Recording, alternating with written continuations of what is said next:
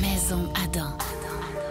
Bonjour tout le monde, je vous parle pour la première fois d'un produit Devialet. Devialet, il faut savoir que c'est une compagnie française qui a rencontré le succès en 2010 pour avoir inventé un tout nouveau type d'amplification qu'ils ont appelé ADH. C'est-à-dire que c'est une amplification qui combine un amplificateur classe A pour la musicalité et la définition et une amplification classe D pour la puissance et la dynamique. À lui seul, Devialet possède 107 brevets dans le domaine de l'audio. De notre côté, on s'est d'abord intéressé à leur barre de son Dionne, vendue par Devialet comme la seule vraie barre de son cinéma maison tout en un. Une confiance assumée parce que Devialet, contrairement à la majorité de ses rivaux, ne rend pas possible l'ajout d'un caisson de basse externe ou d'haut-parleur arrière sans fil.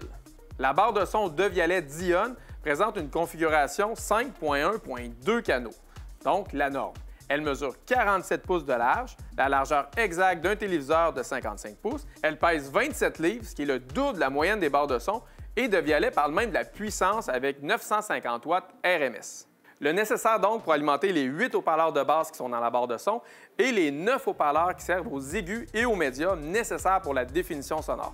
D'ailleurs, l'un d'entre eux est dans cette sphère qui fait un peu penser à la technologie Nautilus de Bowers & Wilkins.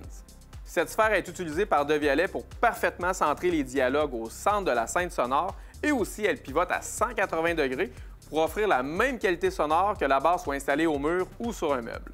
Pour ce qui est d'électronique, la Dionne utilise l'amplification ADH de Devialet que j'ai survolé en introduction et aussi un traitement de signal appelé SAM qui adapte précisément le signal audio aux caractéristiques des haut-parleurs. Ça permet de conserver un contrôle sur les basses et surtout une linéarité sonore pour pas qu'il y ait de distorsion.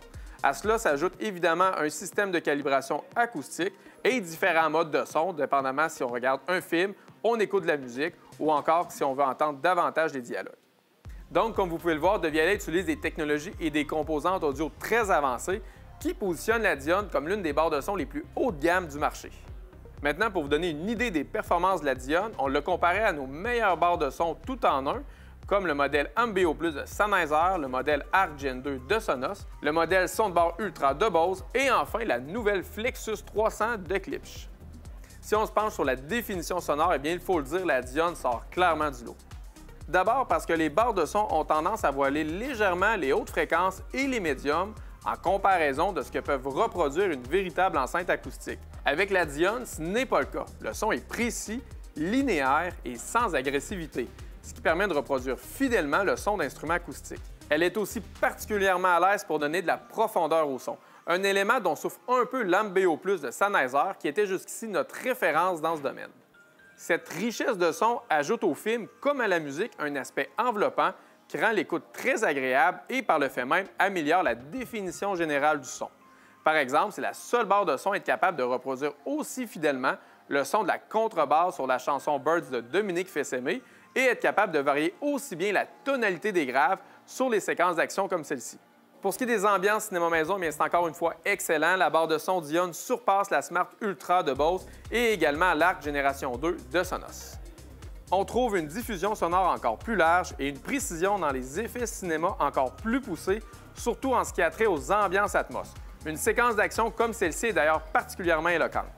Donc, est-ce que la Devialet Dionne est performante? Eh bien, sans le moindre doute. Elle fait mieux que l'MBO de Sennheiser pour la définition sonore, elle fait mieux que la Bose Ultra pour les ambiances cinéma maison et fait mieux que l'ARC Génération 2 de Sonos pour la profondeur et la précision des basses. Mais je précise toutefois que le prix va de pair. La barre de son Dionne se détaille 3 000 $ et il faut ajouter un 1 000 $ de plus pour la version Opéra comme celle-ci.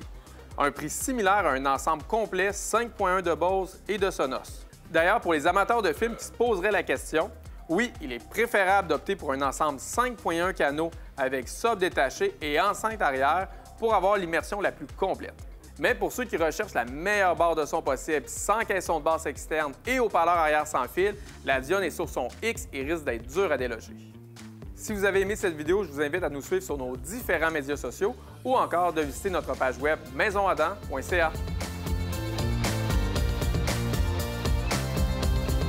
Maison Adam.